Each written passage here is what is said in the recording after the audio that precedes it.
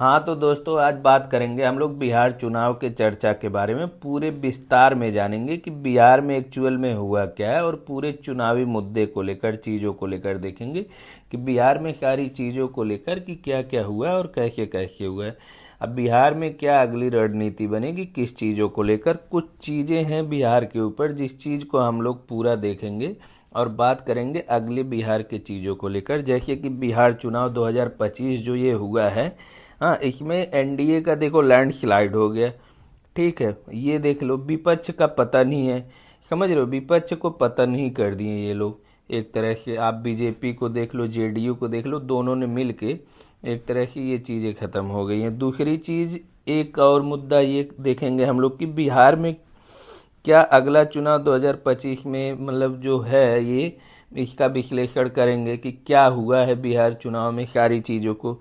तीसरी चीज़ है कि बिहार रिजल्ट जो है 2025 में कौन जीता, क्यों जीता और क्या आगे का होगा, ये सारी चीज़ों को हम लोग देखेंगे कि बिहार में जो भी अभी चुनाव रिजल्ट आए हैं इस चीज़ को लेकर। आपका अभी 2-3 दिन पहले, तो इस चीज़ को लेकर चर्चा करेंगे कि मतलब क्या हुआ, कैसे हुआ और कौन जीता, इस चीज़ को लेकर बात करेंगे। दोस्तों नमस्कार। दोस्तों, आप सभी लोगों का मेरे चैनल में स्वागत है। और आज बात करेंगे बिहार चुनाव के बारे में कि बिहार चुनावों का जो नतीजा आया इसके बारे में बात करेंगे कि चुनाव जीते हैं और क्या क्या बड़े बड़े बदलाव हुए हैं, इस चीज़ को लेकर बात करेंगे। और आप भी मतलब राजनीतिक चुनाव के बारे में अगर खबरों से जुड़े रहना चाहते हैं, रुचि रखते हैं, तो आप मेरे चैनल को सब्सक्राइब कर सकते हैं, जिससे आपको आने वाले समय में हर वीडियो की अपडेट मिलती रहे टाइम टू टाइम। तो जल्दी से आप सब्सक्राइब कर दो, लाइक कर दो वीडियो को, जिससे आपको वीडियो मिलती रहे। सबसे बड़ा मुद्दा, आपको बिहार चुनाव के मुख्य आंकड़ों के परिणाम की बात करेंगे कि चुनाव जो हुआ उसके आंकड़ों की बात की जाए। हाँ, चुनाव के प्राप्त परिणाम जो है, बीजेपी सबसे ज़्यादा सीटें जीती हैं, सबसे बड़ी बात है। दूसरी सबसे बड़ी जनता दल पार्टी है जो कि नीतीश जी की है, उसने दूसरी सबसे बड़ी हासिल की है चुनाव जीत में वोट। और उसके बाद बची कुची जो भी है 20-25 सीटें आरजेडी ने निकाली है। इस तरह की इन चीज़ों का आंकड़ा हुआ। लेकिन बीजेपी बहुत तेज़ी से कमबैक की है बिहार में। ये जानो कि इतना बड़ा कमबैक करना बहुत बड़ी बात होती है। 70-75% वोट कैप्चर कर ली बीजेपी और जेडीयू मिलके। आरजेडी जो बची कुची, अभी तो नीतीश जी का भाषण भी सुने हैं, कुछ टाइम पहले आया है कि जो बची कुची सीटें हैं इसको भी ये लोग साफ कर देंगे। तो ये बहुत बड़ा मुद्दा है, मैं भी साफ कर दें। हाँ, कारण क्या थी जीत हार के पीछे? सबसे बड़ी चीज़ तो ये है कि जीत हार के पीछे सबसे बड़ा कारण क्या रहा है कि जो जेडीयू हार आरजेडी जो हारी है और बीजेपी जो जीती है, तो इन सब चीज़ों को लेकर कारण क्या है जीत हार के पीछे? एनडीए के जीत के पीछे का कारण बताया जा रहा है विकास का एजेंडा। जो एनडीए का जीत है उसका कारण जो बताया जा रहा है कि विकास का जो एजेंडा है उसको लेकर बढ़ावा दिया और महिलाओं को समर्थन किया, महिलाओं को बढ़ावा दिया। इन सब चीज़ों को लेकर विपक्षी ढांचा बहुत मजबूत हुआ, इस वजह से ये जीते। हाँ, दूसरी चीज़ आरजेडी को लेकर, चुनौतियों को लेकर कि आरजेडी की चीज़ों को लेकर बैंक टूटना, वोट बैंक टूटना, कि कैसे उनके वोट बैंक टूटे हैं। कुछ परिवार को भी चीज़ें लेकर, अभी जैसे रोहिणी आचार्य जी, आज ही देखो अभी 10-5 मिनट पहले ही उनको भी अपने पार्टी से निकाल दिया गया। संजय यादव जी करके हैं और एक हैं, ये लोग सब लोग मिल के इन्होंने स्टेटमेंट दिया कि मेरा पार्टी से कोई ताल्लुक नहीं है। और बाकी तेज प्रताप जी को तो जान ही रहे हैं आप, वो तो जयचंद की पार्टी बता चुके हैं कि आरजेडी जयचंद। तो परिवार का भी कहीं ना कहीं इम्पेक्ट पड़ा है। एक मुद्दा ये भी हो सकता है कि जहाँ से लड़े थे इनके भाई साहब तेज प्रताप, वहाँ से इनको नहीं उठाना चाहिए था। महुआ जिले के लड़ते, महुआ से नहीं उठाना था इनको, आरजेडी को, अपने कोई प्रत्याशी को। क्या पता भविष्य में मिल जाए ये लोग।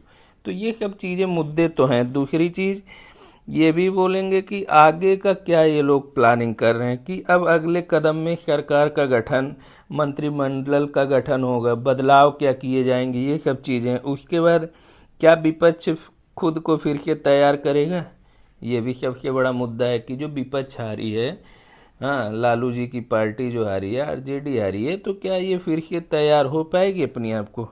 इस जीत में चीज़ों को लेकर देखा जा रहा है। दूसरी चीज़, जीत का प्रभाव सिर्फ बिहार तक ही सीमित रहेगा कि अन्य दूसरे प्रदेशों में भी ये चीज़ों का चीज़ देखी, राष्ट्रीय राजनीतिक पार्टियों में ये गूंजेंगी चीज़ें कि हाँ अलग ही मतलब और प्रदेशों में ये इनके चीज़ों का इम्पेक्ट पड़ेगा, ये भी है।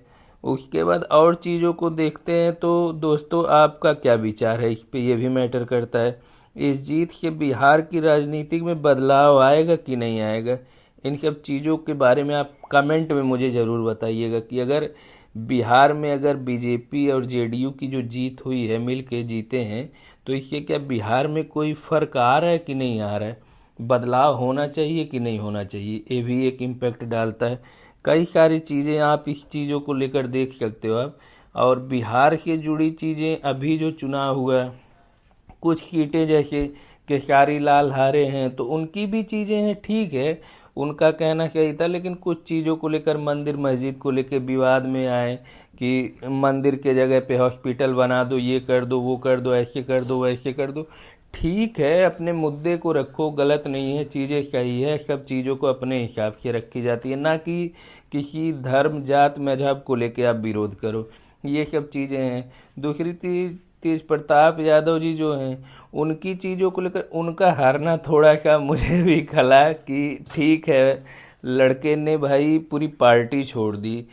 हाँ ऐसा नहीं है पार्टी की कोई लगाव था, उसके बावजूद भी उन वो हार मिली उनको, कहीं ना कहीं इस चीज़ को लेकर थोड़ा सा तो लगा, लेकिन ठीक है कोई नहीं, वहाँ की जनता को लगा कि नहीं ठीक है उनका चीज़ों को लेकर नहीं सही है तो जनता ने उनको नकारा, कोई बात नहीं। लेकिन मुझे लगता है आने वाले समय में ये अगर आते दोबारा चुनाव अब 2030 में जब, तो कहीं ना कहीं मुझे लगता है फिर से उनकी सरकार आ सकती है, ये चीज़ को लेकर है।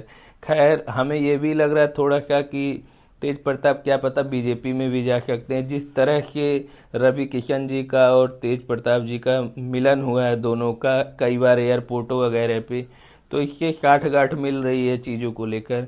आगे मोदी जी की क्या स्ट्रेटजी है, अगला मुख्यमंत्री कौन बनेगा बिहार का, सबसे बड़ा मुद्दा ये है। अभी तक तो मैं भी जैसे लग रहा है कि हाँ नीतीश को ही बनाएंगे, लेकिन फाइनल नहीं हुआ है अभी कि नीतीश जी रहेंगे कि कौन रहेगा मुख्यमंत्री। लेकिन जहाँ तक अनुमान है उसको कि नीतीश जी को ही मुख्यमंत्री रखेंगे, क्योंकि नीतीश जी से भी चीज़ें जुड़ी हैं बीजेपी की, जैसे मान लीजिए प्रधानमंत्री जी का है 10-12 सांसद का जो समर्थन मिला है बीजेपी को, तो कहीं ना कहीं ये चीज़ें। लेकिन एक चीज़ ये भी कहेंगे अगर बीजेपी का देखा जाए तो पूर्ण बहुमत की सरकार बना सकती है आराम से अपना बिहार में, लेकिन कहीं ना कहीं मुझे लगता है एक चीज़ को लेकर इस चीज़ों को कि ये जरूर जेडीयू को आगे बढ़ाएंगे और नीतीश जी का संगठन में साथ देंगे, नीतीश जी को ही मुख्यमंत्री बनाएंगे। जैसे कि चिराग पासवान जी पहले ही बोल चुके थे हमारे मुख्यमंत्री बने तो नीतीश जी ही बने, ये सब भी चीज़ें तो कई मुद्दों को लेकर देखा जा रहा है, तो इसमें हो सकता है कि थोड़ी सी चीज़ों को लेकर हो।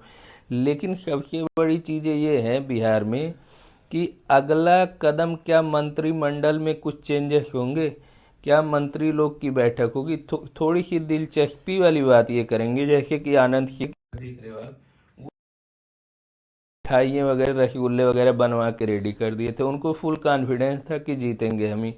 तो ये सब चीज़ें कुछ सीटें ऐसी दिखी हैं बिहार में दोस्तों, मैं किसी पार्टी का नहीं कह रहा हूँ, ना बीजेपी का ना आरजेडी का ना जेडीयू का, कुछ सीटें ऐसे हैं जहाँ पे जो प्रत्याशी उठे वो अपने दम पे चुनाव जीते हैं। ऐसा नहीं है जैसे आनंद सिंह देख लो, ओसामा जी को देख लो, ये सब कोई ये नहीं है कि पार्टी के सिंबल पे, ठीक है पार्टी ने टिकट दिया, जैसे बीजेपी ने आनंद जी को दिया, ओसामा को दिया, जैसे जेडीयू ने आरजेडी ने सॉरी, तो ये सब चीज़ें थी, ठीक है टिकट दिया उन सब चीज़ों को लेकर, लेकिन जीते तो अपने दम पे, ना कि कोई सिंबल पे, ये मुझे लगता है मेरे पॉइंट ऑफ व्यू से, क्योंकि इन लोगों ने अपनी छवि बनाई।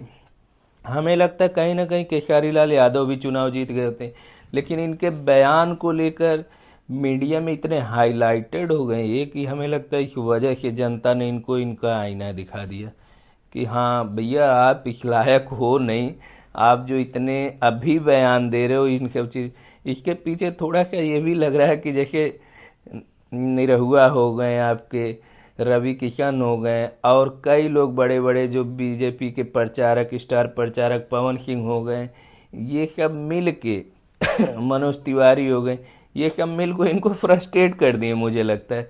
और जैसे ये फ्रस्ट्रेट हुए उसके चक्कर में इधर की न्यूज़ उधर, उधर की न्यूज़ उधर, उधर की चीज़ें इधर, क्या ये बोल रहे हैं इनको कुछ समझ ही नहीं आया, और उस चक्कर में इन्होंने भाई अपने ही सीट गंवा दिए। बहुत बड़ी बात है। और ठीक है, खैर कोई नहीं, चुनाव है, चीज़ों को लेकर आगे पीछे होती रहती हैं चीज़ें। में भी आने वाले फ्यूचर में, आने वाले समय में भी यही केसारी लाल यादव ही अपनी चीज़ों को, लेकिन इन्होंने एक स्टेटमेंट दिया, अब तो मेरा कैरियर ख़त्म हो गया, 5 साल ये वो, मुझे जिन लोगों ने उठाया मुझे समय ही नहीं दिया सोचने बोलने के लिए कि मैं चुनाव लड़ूं कि ना लड़ूं, क्या करूं। ठीक है, अब जो लड़ गया भाई हो गया, अब चीज़ों को देखते हैं। प्रधानमंत्री नरेंद्र मोदी जी की जैसे कल बिहार में पटना कार्यालय पे इन लोग का बैठक हुआ, बीजेपी कार्यालय पे, तो वहाँ कई मंत्री लोग आए, कई लोगों का गठन हुआ, वहाँ पे बुलाया गया सब लोगों का, बड़े अच्छे से भव्य स्वागत भी हुआ कई चीज़ों को लेकर, और कई चीज़ों के ऊपर मुद्दों पे बात भी हुई। अब अगला देखते हैं किसको किसको मंत्री ये लोग बनाते हैं, किसको कौन सा पद देते हैं। जैसे चिराग जी को देखते हैं कौन सा पद वहाँ पे फिर से देने की तैयारी में है ये लोग। बाकी और जैसे नीतीश जी को मुख्यमंत्री घोषित कर रहे हैं कि क्या है। और जैसे कि अभी एक बहुत चर्चित लोग में आई है मैथिली ठाकुर करके, जो कि महज 25 सालों के एज में, बताओ, फर्स्ट टाइम बिहार की, हमें लग रहा है मेरे पॉइंट ऑफ व्यू से, मेरा जहाँ तक मानना है, सबसे कम उम्र की मैथिली ठाकुर पहली बार विधायक बनी है बिहार के।